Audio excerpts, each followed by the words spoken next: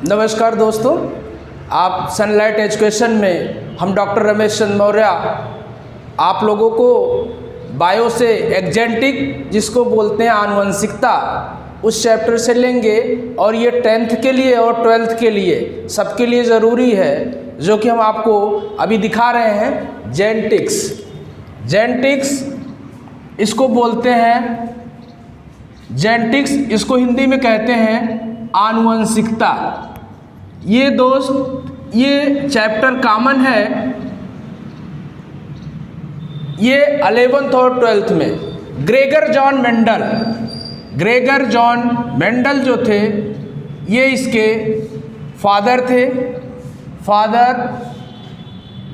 Father in Gregor John Mendel genetics के father थे। Term जो था टर्म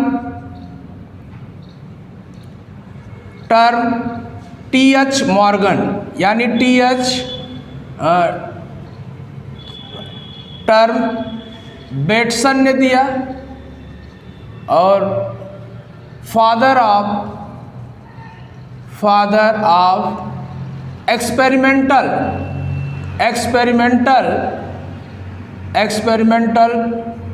जेनेटिक्स,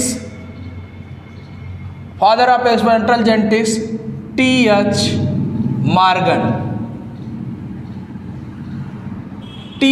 मॉर्गन। मतलब ग्रेगर जॉन मेंडल ने जेनेटिक्स को पहले क्यों चुना? टर्म जो है जेनेटिक्स टर्म जो है बेटसन ने दिया और एक्सपेरिमेंटल जो प्रयोग किए मतलब वो आपके टी.एच. मॉर्गन ने। अब देखते हैं हम लोग मटर के पौधे को ग्रेगर जॉन मेंडल ने क्यों चुना। भाई उसके कई कारण थे। ये कारण एक था इसलिए चुने कि वह 1 वर्षीय पौधा था, प्रयोगशाला में नहीं जाना था, ये गार्डन में इन्होंने रिसर्च किया, कहीं जाना आना नहीं था। लेकिन दोस्त ग्रेगर जॉन मेंडल ने रिसर्च करके चले गए, लेकिन तमाम साइंटिस्ट आए जिसने ये उनको मतलब मानने को तैयार नहीं थे कि जो उन्होंने एक्सपेरिमेंट किया वो सही है कि नहीं। लेकिन बाद में तमाम ऐसे साइंटिस्ट रिसर्च करके देखे तो जितना ग्रेगर जॉन मेंडल ने किए थे तो उनके सब चीज़ सही थे। तो ग्रेगर जॉन मेंडल ने 3 प्रकार के नियम बताए थे। जैसे पहला नियम था लॉ ऑफ डोमिनेंस, इसको कहते हैं प्रभाविता का नियम।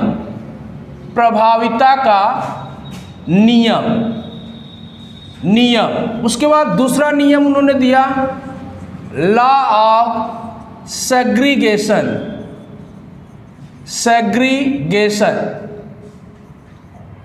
तीसरा नियम उन्होंने दिया law of independent assortment. Law of segregation यानी लॉ ऑफ डोमिनेंस प्रभाविता का नियम, लॉ ऑफ सिग्रीगेशन पृथक्करण का नियम। लॉ ऑफ इंडिपेंडेंट असॉर्टमेंट मतलब चक्र अव्यूहन का नियम।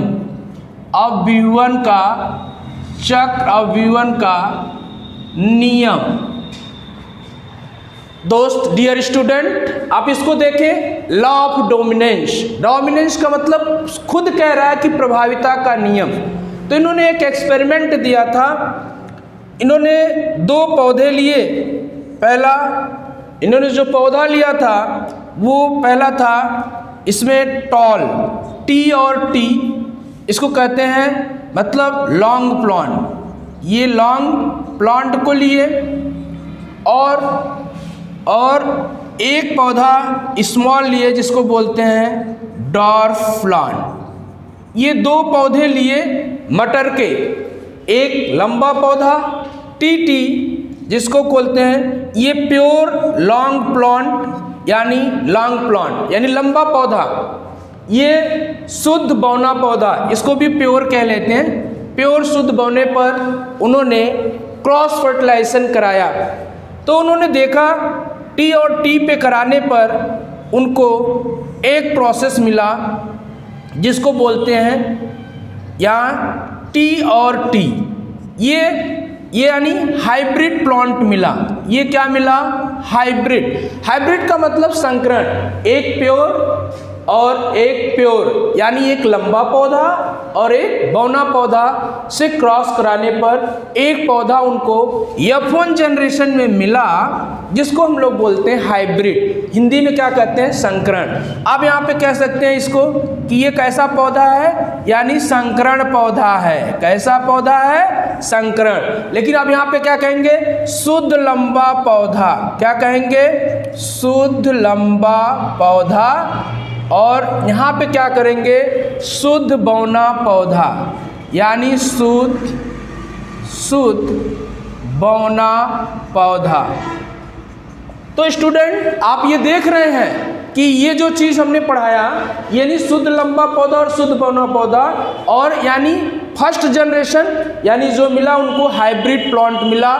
तो इन्होंने ये चीज़ कहा कि अगर यहाँ पे देखते हैं तो उन्होंने एक प्रोसेस बनाया। ऊपर अगर देखेंगे, ऊपर देखिए, यानी यहाँ पे जितनी भी चीज़ इन्होंने बताया, ये जो हमने प्रोसेस बताया आपको, ये हाइब्रिड यानी टी और टी जो F1 जनरेशन में मिला था, इसको बोलते हैं यानी संकरण पौधा, यानी संकरण पौधा। तो संकरण पौधे में हमने क्या करते हैं? F1 का स्वपरागण कराते हैं, यानी सेल्फ पॉलिनेशन कराते हैं। अगर हम सेल्फ पॉलिनेशन कराते हैं तो सेल्फ पॉलिनेशन का मतलब जो रिजल्ट मिला था उसी में सेल्फ, यानी आपको यहाँ क्या मिला था? टी और टी। तो हम यहाँ पे क्या कराते हैं तो कि मतलब यहाँ पे अगर आप देखेंगे तो ऐसे प्रोसेस करते हैं कि अगर इसमें संकरण पौधे में टी और टी में कराते हैं तो हम कहते हैं भाई एक बार टी और टी, यानी ये प्रोसेस मिल गया, और एक बार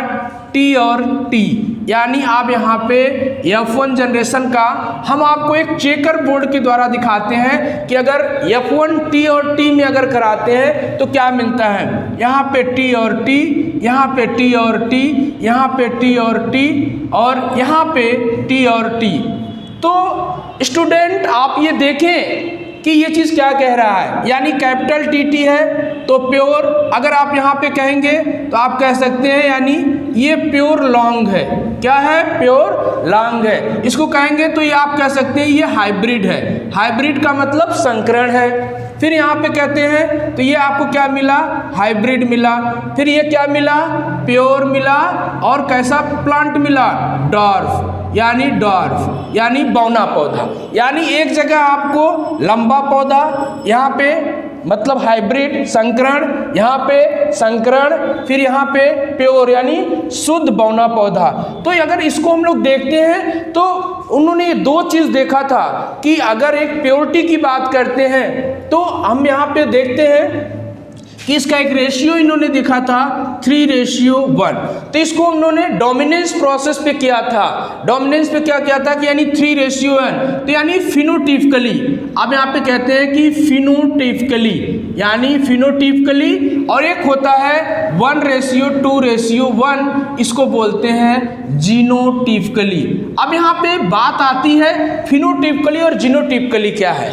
तो स्टूडेंट फिनोटिपिकली माने बाहर से देखने पर, जीनोटिपिकली माने किसी के अंदर जाके हम स्टडी करके देखते हैं जीनोटिपिकली क्या है। तो फिनोटिपिकली का मतलब अगर आप देखते हैं तो देखिए यहाँ पे ऐसे देखिए, शुरू से बाहर से देखेंगे तो हम बाहरी चीज का आवरण अध्ययन करते हैं। तो बाहरी चीज़ों का अगर अध्ययन करेंगे तो आप देखिए टी पहले दिखा कैपिटल टी, फिर यहाँ पे कैपिटल टी, फिर यहाँ पे कैपिटल टी। तो इस तीनों टी को देखने पर ये लगा कि यानी ये लंबा पौधा ही होगा। तो 3:1 में यानी जेनेटिक्स यानी ग्रेगर जॉन मेंडल ने ये रिसर्च करके दिखाया था कि लॉ ऑफ डोमिनेंस में 3:1 यानी फिनोटिपिकली रेशियो हमारा 3:1 है, यानी 3 लंबा पौधा और 1 बौना पौधा। लेकिन स्टूडेंट ये चीज़ देखने की बात है, उनका यही रिसर्च उनका कि जीनोटिपिकली अगर देखते हैं उनके जीन पे जाके स्टडी करके इन्होंने देखा तो उनको लगा नहीं यार ऐसे प्लांट जो रेशियो होते हैं, तो उन्होंने एक चीज़ दिखाया 1:2:1 वन का इन्होंने जीनोटिपिकली यानी जीन पे दिखाया कि यानी एक लंबा, दो हाइब्रिड संकरण, यानी एक लंबा शुद्ध पौधा, दो जो होते हैं संकरण पौधे, और एक जो पौधा मिला उनको प्योर मतलब डॉर्फ यानी बौना पौधा मिला। तो इसके रेशियो पे इन्होंने कहा कि 3:1, यानी ये पहला नियम इनका था फिनोटिपिकली। तो उन्होंने लेकिन दूसरा नियम भी कहता था जो हमने आपको बताया कि लॉ ऑफ सिग्रीगेशन। तो लॉ ऑफ सिग्रीगेशन भी अगर ये कहता है कि अगर पृथक्करण का नियम की बात करता है तो पृथक्करण के नियम में आप ये चीज हमेशा देखेंगे कि वही 1:2:1 की बात करता है।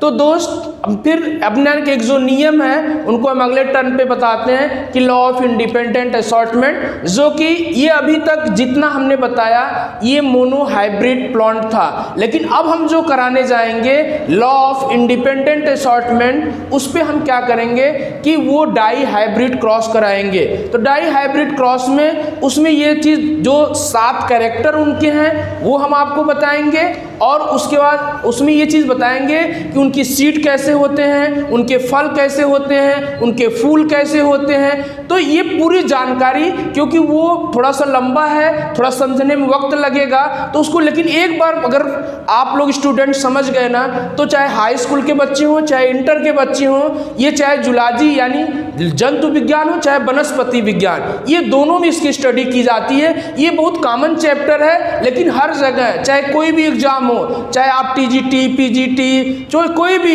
NCERT से रिलेटेड कोई भी 8th, 9th, 10th, 11th, 12th और पुलिस किसी की भर्ती में जाते हैं, एक क्वेश्चन इससे फिक्स रहता है, जेनेटिक्स से एक क्वेश्चन पूछेगा, चाहे वो रोग से पूछे चाहे प्लांट से पूछे। तो थैंक यू। अगली कड़ी में हम लॉ ऑफ मतलब इंडिपेंडेंट असॉर्टमेंट का जो आगे कड़ी में इसको आपको पढ़ाएंगे। Thank you.